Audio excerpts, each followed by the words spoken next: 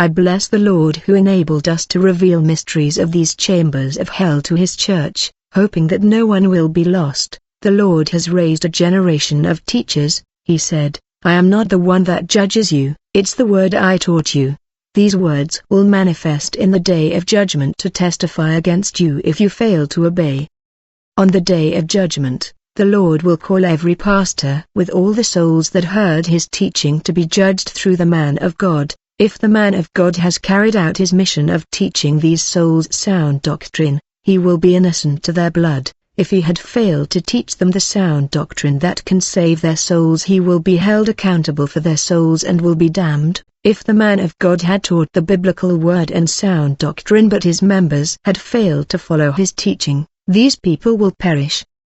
Ezekiel 3 verse 18-21 When I say to the wicked, you shall surely die, and you give him not warning, nor speak to warn the wicked from his wicked way, to save his life, the same wicked man shall die in his iniquity, but his blood will I require at your hand. Yet if you warn the wicked, and he turns not from his wickedness, nor from his wicked way, he shall die in his iniquity. But you have delivered your soul. Again, make no mistake, beloved, there will be 3 degrees of judgment. God will judge your conduct in relation to your body, if you are victorious. Secondly, God will judge your soul, the inner man. When you come out victorious, he will finally judge your spirit. Many believers will be disqualified on that day. Maybe you will triumph in terms of outward conduct, but in the second degree of judgment, the Lord will look at your inside, the inner man. If you overcome in the soul, then the Lord will judge your spirit. Therefore we must always be prepared, brother. We must begin to prepare our eternity now. Only sound doctrine can help us to go to heaven. The Lord will judge you by your conduct and also on the basis of what you have heard. After living under the veil, the church must understand its spiritual part. One day we shall enter the spiritual world, therefore we must amend our spiritual life, brother. Besides this life, there is another life after death. People that have gone beyond the grave before us are either in the place of torment or in the place of rest. They are conscious of their loved ones that are left on the earth. We must seriously think and ponder where we will spend our eternity. Eternity is something many have ignored, yet we are pilgrims and strangers on the land, living in a material body that is temporary.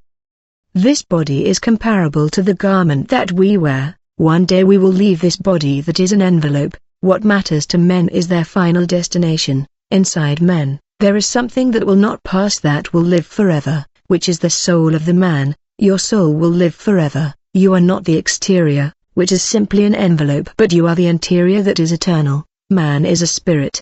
The interior man does not need beauty and material stuff. That's what your envelope demands. Mark 8:36 For what does it profit a man to gain the whole world and forfeit his soul?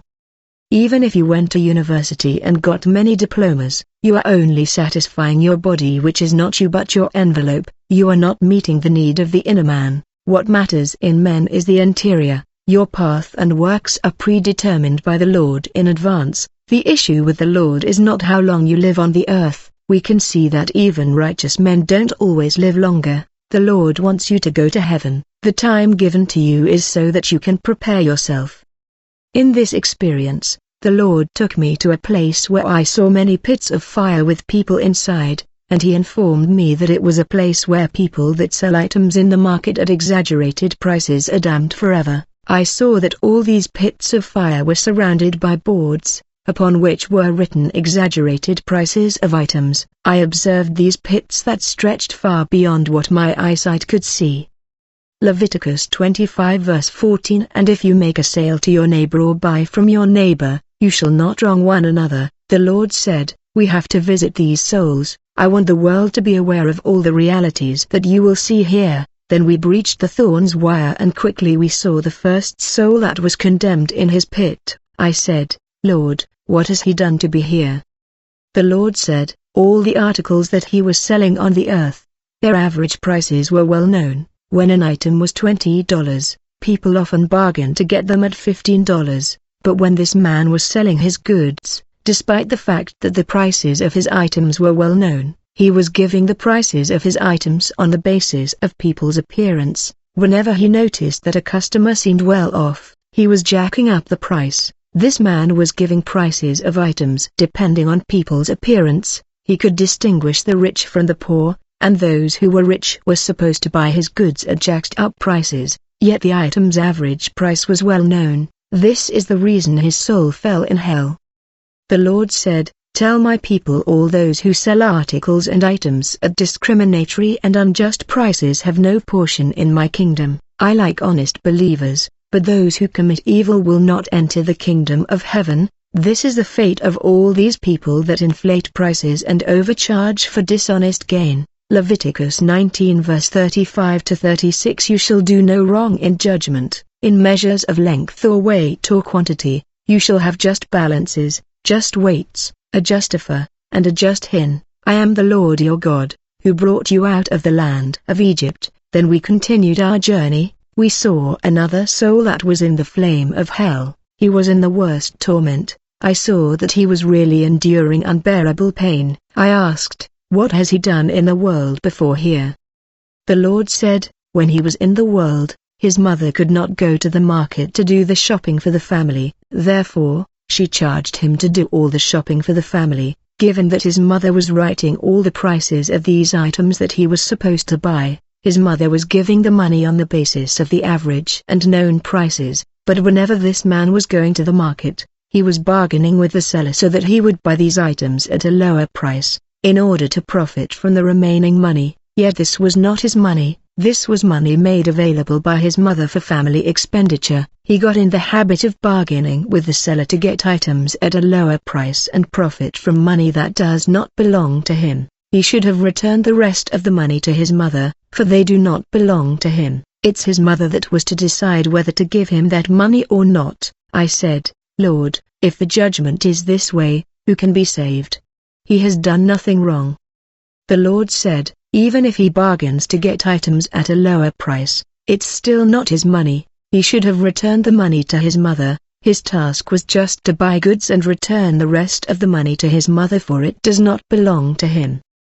Leviticus 19:11. You shall not steal, you shall not deal falsely, you shall not lie to one another. Then we went to the next pit where I saw a lady who was in extreme torment. Liquid fire and grill were falling on her and she was begging the Lord to save her.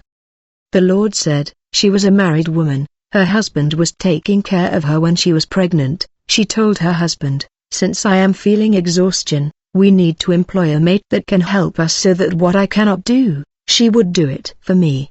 The husband said to her, "I have no time, just find a maid that you trust and I will pay her salary." When the maid came, she asked for a salary of $300, but the lady bargained with her and she accepted a salary of $250. This lady told her maid, "Don't tell my husband that your salary is $250, but I will be paying you that amount. I only want my husband to know that we have agreed to a salary of $300, but every time my husband gives me $300 I will pay you $250. Only $50 will be mine." That is the way this lady was left with $50 every month and she fell in hell as a result of dishonesty. Proverbs 21 verse 6. The getting of treasures by a lying tongue is a fleeting vapor and a snare of death. Then the Lord took me to a place where I saw a man sitting inside a cauldron that was burning. The man was fighting to get out and he was screaming. The Lord said, "You have sinned and this is the wage of sin you are suffering." I asked, "What has he done?"